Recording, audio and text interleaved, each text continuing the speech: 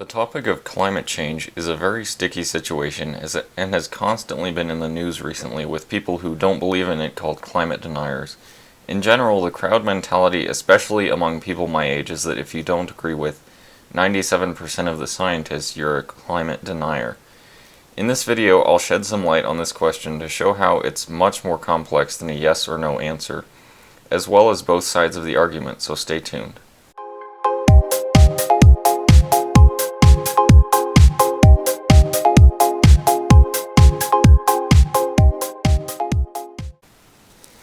Hi everybody, welcome back to the Contrarian. My name is Logan. I really like to talk about overall success in investing as well as contrarian topics that I think that crowd thinking overlooks and gets wrong generally. So if you like these topics, please hit the subscribe button down below and the like button. It just helps me to continue making these videos. So to begin with, I will assume that climate change is referring to a man-caused warming of the planet, since the planet has always been changing and has always been changed by species that have occupied it. I'm also going to leave out other topics besides CO2 emissions, such as particulate pollution and improper waste disposal. I think we can all agree that, pollution that's harmful to human health and, dumping trash in the ocean, I think we can all agree that that's bad, but it's mainly the CO2 greenhouse gas question that's the issue. These topics aren't climate change, but are often associated with it, so for this video I'm only examining the idea of human-caused warming. Now I'm sure we all know about the greenhouse effect and the idea behind it. Basically, shorthand version of it, the atmosphere around Earth is thick enough that it traps some heat, but not too thick to bake us. So a moon would be a good example of a planet with no atmosphere where we could not live just because of the immense temperature fluctuations it goes through the day and the night. Obviously we couldn't breathe either, but the temperature fluctuations alone are really big on the moon. And Venus has a much thicker atmosphere, which makes it much hotter generally. We couldn't survive there either. So first I'm going to examine the side saying that humans are causing it, and this is generally the side that most people my age and most media channels for sure are saying is the most likely causation behind it.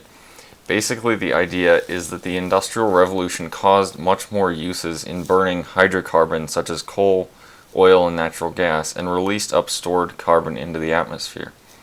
This has the potential to change the way the atmosphere functions and make it warmer than usual.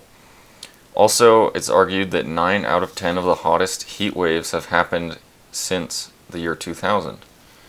Furthermore, they go on to point out some of the corruption within the fossil fuel industry, such as Lee Raymond paying scientists to say global warming was not a threat, and also receiving $400 million in retirement bonuses from ExxonMobil.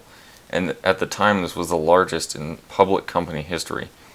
And these people generally claim that we need to move to renewable sources such as wind and solar as quickly as possible to avoid mass extinction or other bad effects to the planet. Some saying we have as little as 12 years before it's too late. Now let's look at the other side. They often point out that the climate models back in the 1990s and early 2000s were projecting much more warming now than has actually happened. I'm sure everyone's heard of Al Gore and his Inconvenient Truth that was, originally debuted back in the late 90s, early 2000s, and he was predicting much more warming by 2020 that has, definitely not happened at this point. We can verify that has not happened. His hockey stick chart has been proven to be incorrect. It was essentially cherry-picking data and, has definitely not worked out to the projections he was thinking would happen. There has been some warming, but only at a rate of 1 degree Fahrenheit per 50 years of time. So this is definitely not a significant amount to be worried about. This is what this other side says. Al Gore himself has been criticized for owning 4 houses over 10,000 square feet each and flying by private jet. So he really doesn't seem to believe what he's saying, honestly. Another critique is that we do not have reliable measurements before roughly 50 to 100 years ago, and definitely not satellite imagery before that time. So this side would say we really have no way of precisely knowing what the climate was like back then. Thus, we don't know if it is actually abnormally hot right now. There was actually a miniature ice age from 1300 to 1800, so the climate did fluctuate before the Industrial Revolution. Also, when the impact of renewables is examined, they are little better than coal or natural gas, requiring rare earth elements and industrial heavy processes.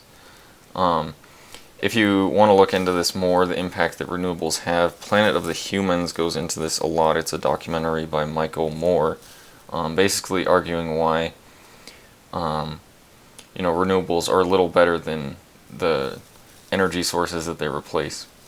And perhaps the most strong argument against the other side points out that other important factors have been ignored in these climate model projections, such as solar radiation intensity from the sun, which does vary with solar cycles. Also, there is no way of knowing the extent to which we are contributing to this, or if it is merely a natural cycle. There's no way of knowing if it's, say, a 1% contribution or if it's a 90% contribution. And there's really no way we could know that, honestly. It's just kind of an unknown thing. So what does this all mean? Whichever side you currently find yourself on, I would definitely like it if you could try to understand the other side more. I know I definitely would not want to believe someone if they were yelling at me and saying I hated their grandchildren or something like that. Basically, we all need to calm down about all this and be independent thinkers. What's most frustrating for me personally is that most of the people I encounter on this actually don't know any of the data themselves. They just believe in climate change because their friend told them about Al Gore and he said it's a serious threat or something like that, or AOC said we have 12 years to survive, or just whichever side you fall into, whether you're denying it completely or you're on the fence even, whichever side you fall into, you need to do your own thinking. That's what I'm really trying to get across through this. Personally, I'm skeptical of the intentions of people like Al Gore, Richard Branson, or Elon Musk, and others who have scared up many people but don't live as scared as they want others to be. I mean, Al Gore, I already gave the example of how he lives. Elon Musk has a private jet, has owned dozens of large houses and dozens of internal combustion cars, and Richard Branson owns, lots of different airlines, and it just, you don't get the message that they actually believe what they're saying, just if you look into their lifestyle. They have profited massively from the shift to renewables. This is a $300 billion annual industry, and it's growing, extremely strongly right now. Elon Musk has made most of his money from Tesla from this. That's Tesla's entire mission, supposedly, is to accelerate the world's transition to renewable energy. That's the big narrative behind this company. I also don't really trust the science if it ignores valid variables such as solar radiation or cloud formations. As an engineer, this is abominable scientifically to avoid such significant variables, but this is just my take. As Mark Twain is reported to have said, it's easier to fool someone than convince them they've been fooled. So just try to keep this in mind when you face trying to convince anyone you've been tricked. It's extremely hard to convince them they are wrong. But if you don't agree with me, all I can say is, how dare you?